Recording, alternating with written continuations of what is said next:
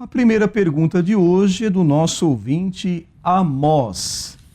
O Amós pede para o pastor Natanael Rinaldi comentar sobre corrente de mesa branca, colocando as mãos na mesa para cura. Eu quero dizer ao nosso consulente Amós que, geralmente, entidades que trabalham com tais práticas são conhecidas como pertencendo ao espiritismo kardecista. Essa famosa mesa branca e, então, corrente de mesa branca refere-se a esse movimento espírita que há essas realizações fora aos outros assuntos ligados ao próprio espiritismo kardecista. A próxima pergunta é NQI Mulher. A nossa ouvinte não quer se identificar, mas faz uma pergunta muito interessante. Pastor, como saber, após a oração, se é a vontade, se é a direção de Deus? Acho muito difícil explicar isso.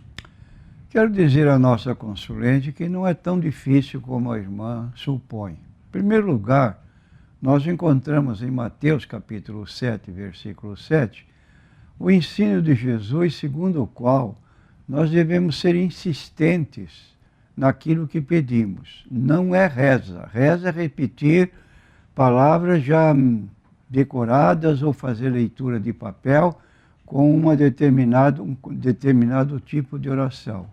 Mas nós podemos insistir naquilo que pedimos a Deus e repetir o mesmo pedido até que venhamos a receber. Foi o que Jesus disse: pedi, dar-se-vos-á, buscai e encontrareis, batei e abrir-se-vos-á, porque aquele que pede, recebe, aquele que busca, encontra, e ao que bate, abrir-se-lhe-á. E aí uma ilustração para saber até quanto Deus está disposto a ouvir o que nós pedimos. Diz em seguida o Senhor Jesus Cristo: qual é o homem dentre vós que, pedindo-lhe pão ao seu filho, lhe dará uma pedra? Pedindo-lhe um peixe, lhe dará uma serpente? Se vós, sendo, pois, maus, sabeis dar boas coisas aos vossos filhos, quanto mais o vosso Pai Celestial dará os bens aos que lhe o pedirem? Então aí está um ensino bem claro sobre a disposição de Deus de responder nossas orações acerca daquilo que pedimos. Porém, queremos dizer que o apóstolo Tiago, ele faz uma ressalva na sua epístola sobre pessoas que estão pedindo a Deus, mas não recebem por uma razão. Qual é essa razão? Está em Tiago, capítulo 4, versículo 3. Pedis e não recebeis, porque pedis mal, para o gastardes em vossos deleites. Isto significa que há pessoas que pedem a Deus certas coisas que são desnecessárias. A palavra deleite significa prazer. Prazer, por exemplo, efêmero, prazer da carne. E, mormente, então, pessoas do sexo feminino que se gostam muito de se enfeitar e de se notabilizar pela forma de vestidos e outras coisas mais. E esses pedidos, então, nesse caráter, não recebem o favor de Deus, a resposta de Deus, porque estão pedindo o mal. Então, aquilo que é necessário para a nossa vida, Deus atende, e Ele conhece muito bem, mais do que nós próprios. Mas quando pedimos erroneamente, não vamos poder receber, porque Deus não vai colaborar num pedido que não é próprio da sua vontade.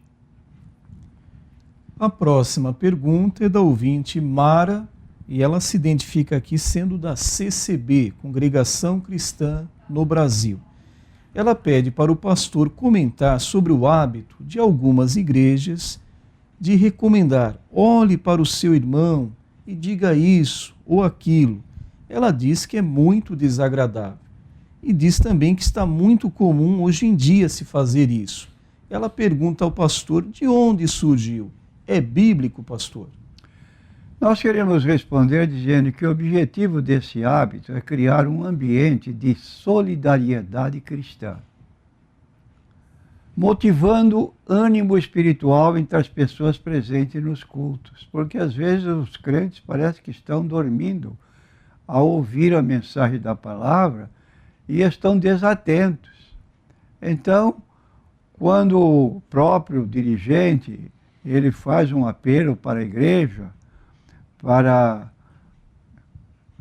se dirigir ao seu irmão ao lado e cumprimentá-lo ou dizer qualquer palavra de ânimo, aquele irmão pode acordar e se sentir melhor com a solidariedade que é manifesta na igreja de uns para com os outros. Porque, infelizmente, há pessoas que entram em determinadas igrejas e saem sem receber sequer um cumprimento de qualquer pessoa, mesmo pessoas que estão sentadas ao seu lado.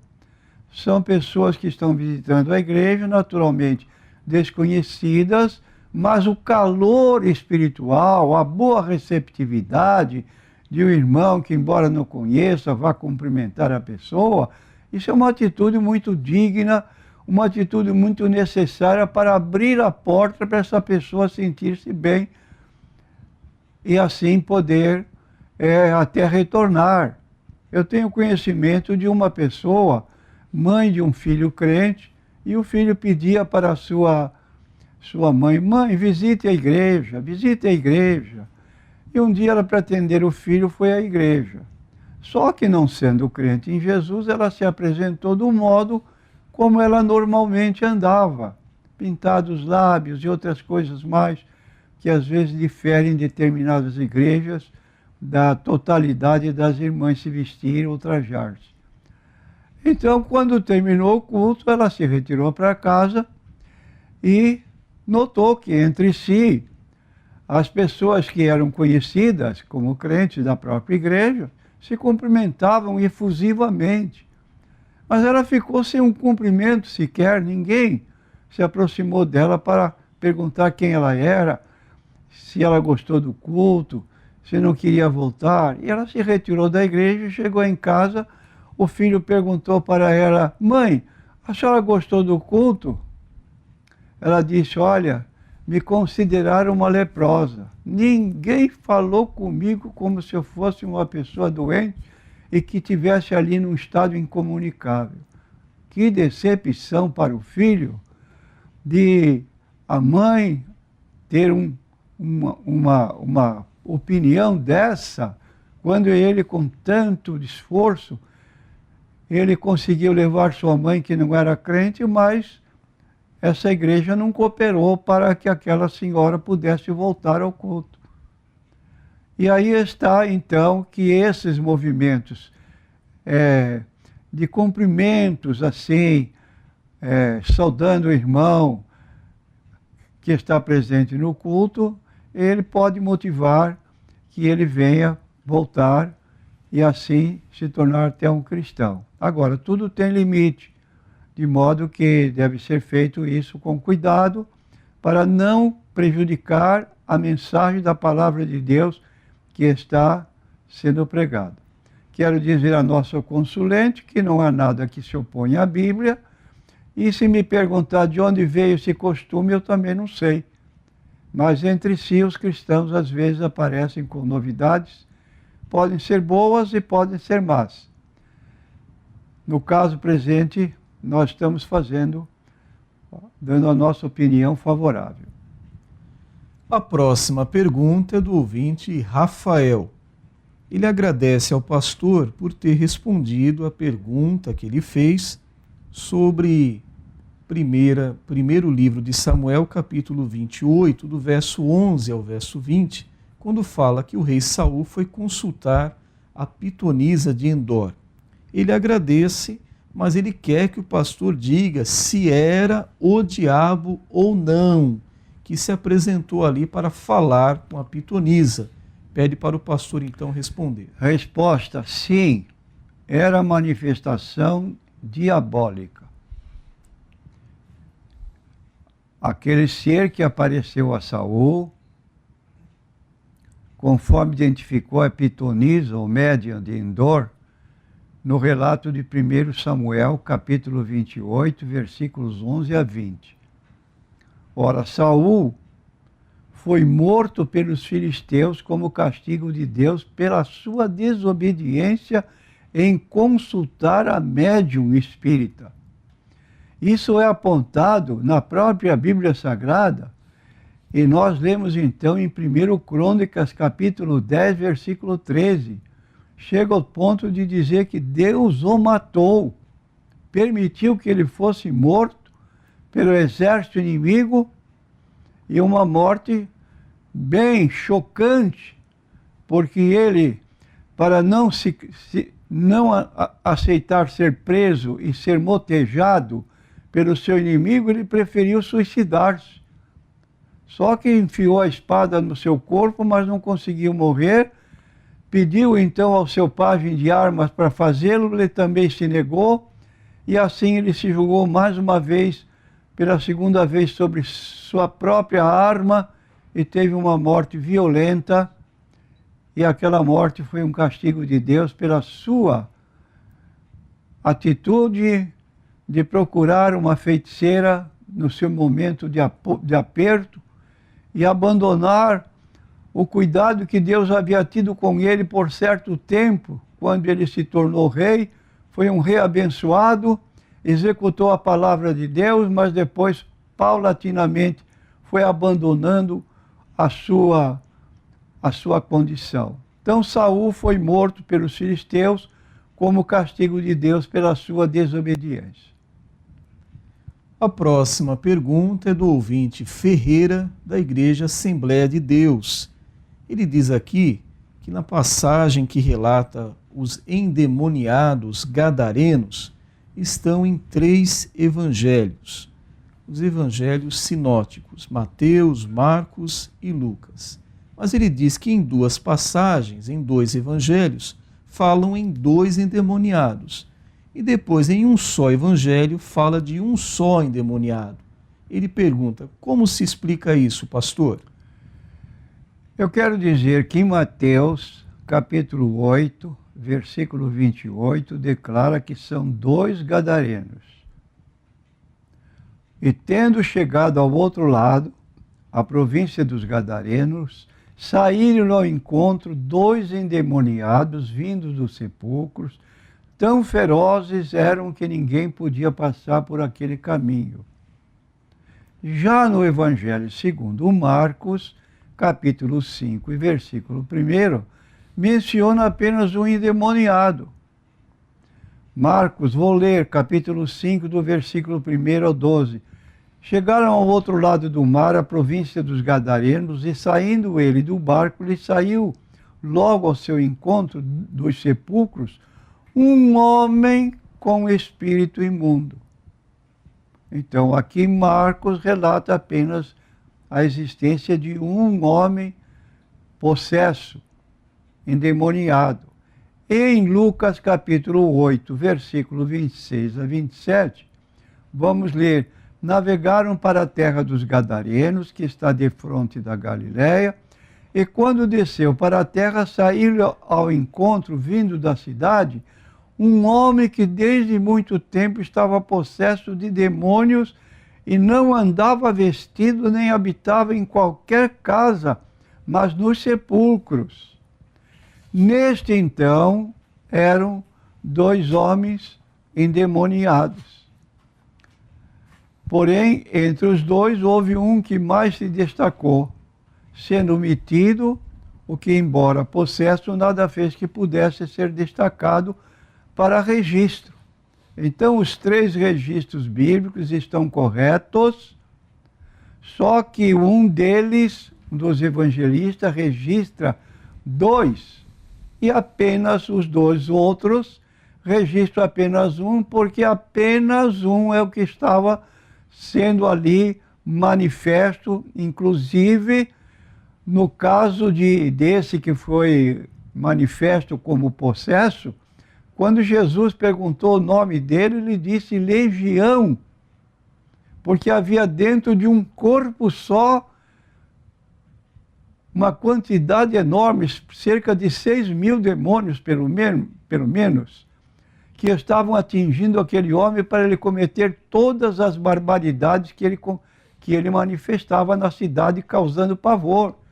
Mas o outro não deveria ser da mesma forma, dessa forma perigosíssima, e não foi relatado qualquer ato com relação a ele. Então não há propriamente qualquer deslize no registro, mas apenas a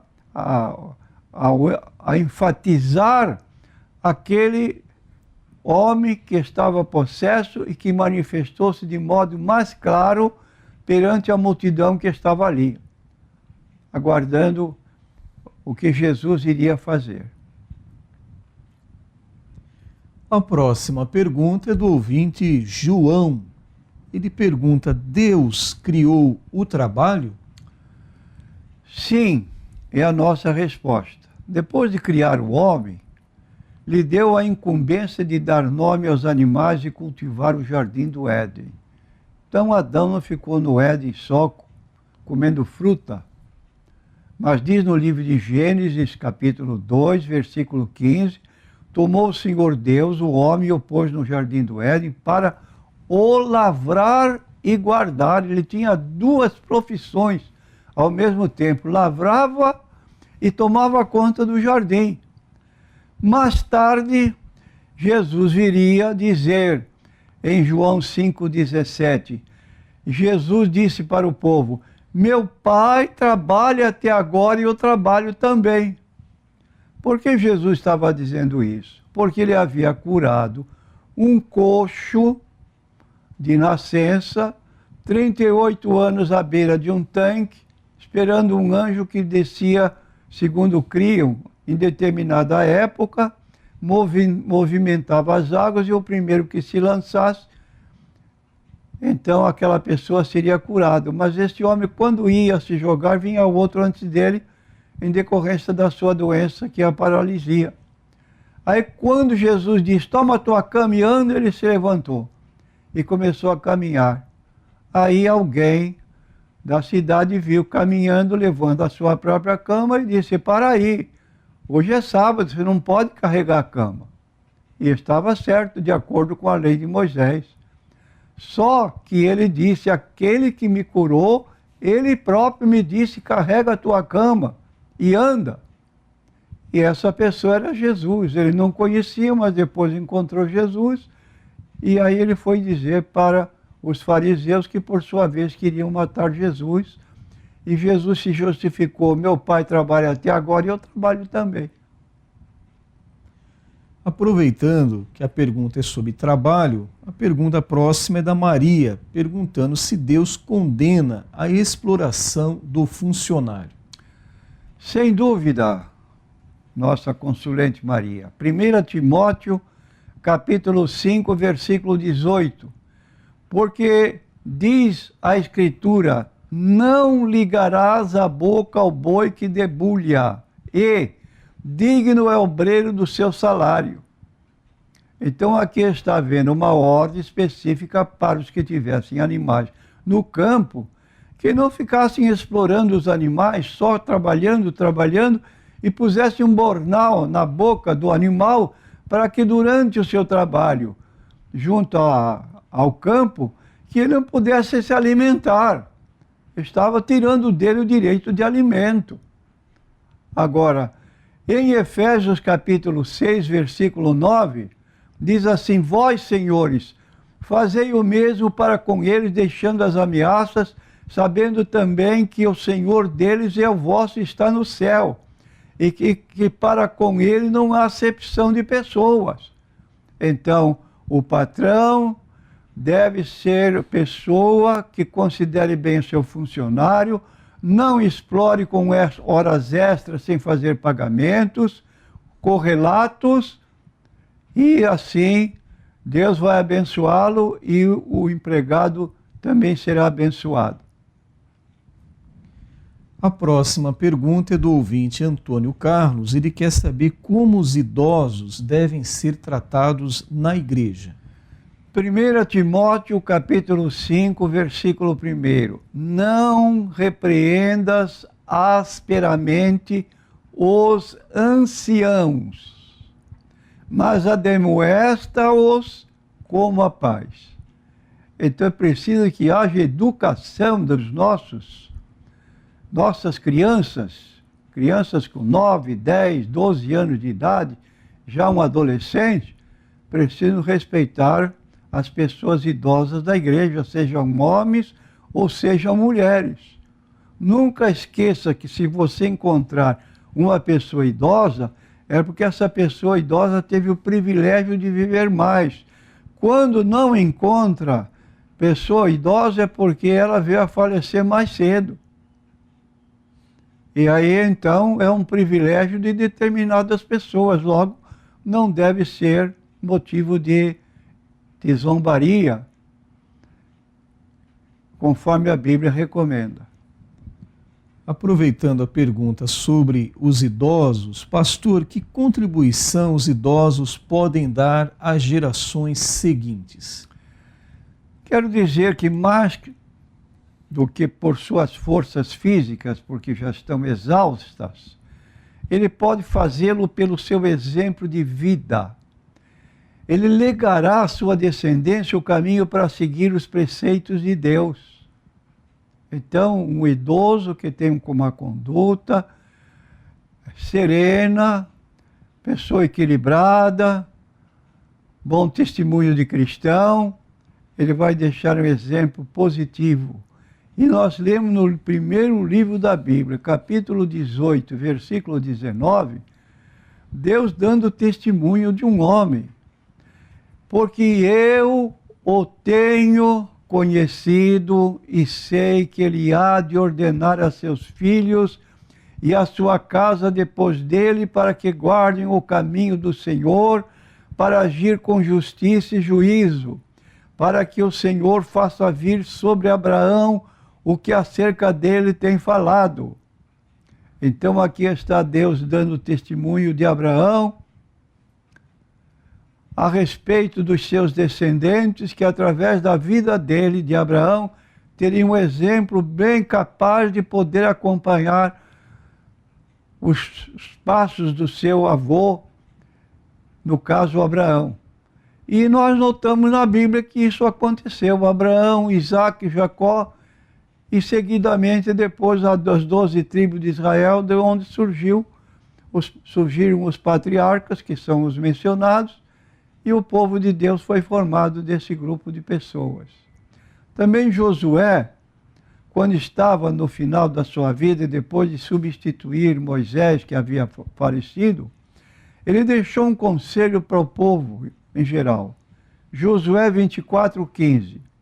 Porém, se vos parece mal aos vossos olhos servir ao Senhor, escolhei hoje a quem sirvais. Se aos deuses a quem serviram vossos pais, que estavam além do rio, ou aos deuses dos amorreus em cuja terra habitais. E agora, sua decisão final para o povo.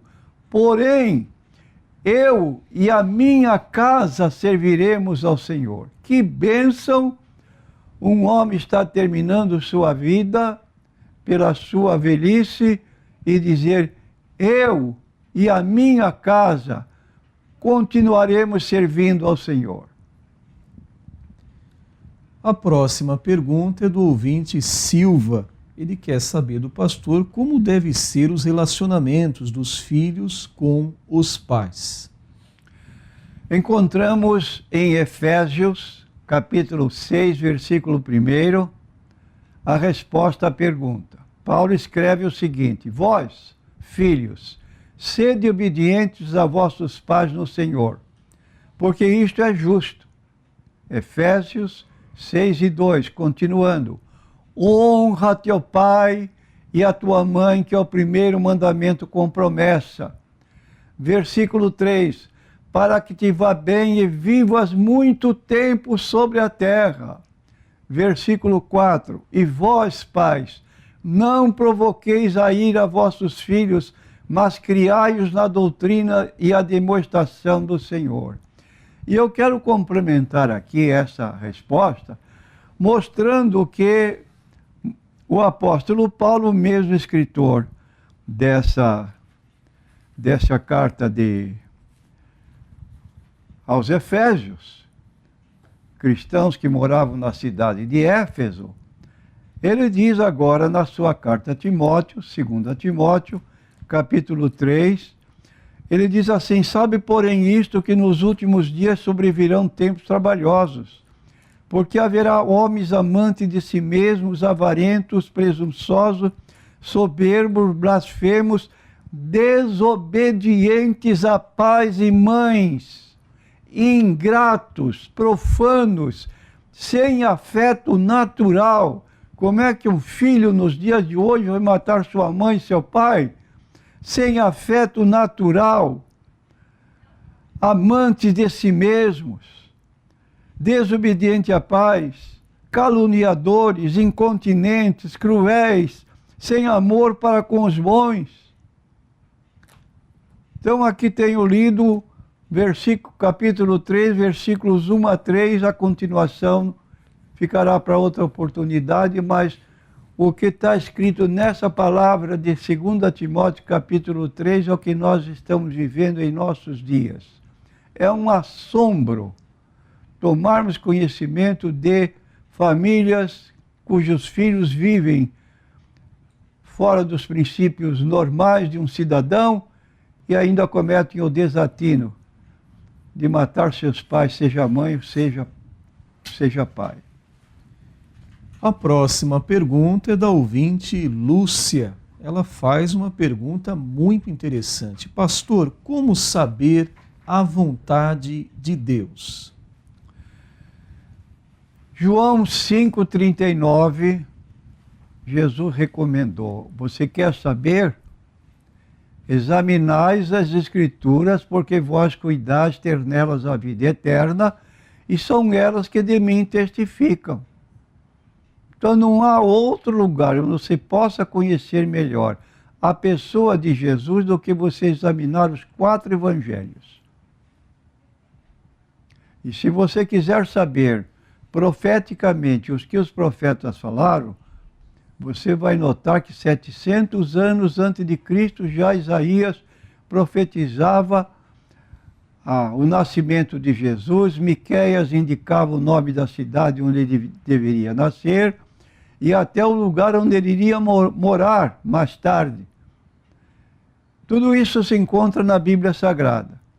2 Timóteo 3,15, que desde a tua meninice sabes as sagradas Escrituras que podem fazer-te sábio para a salvação pela fé que há em Cristo Jesus.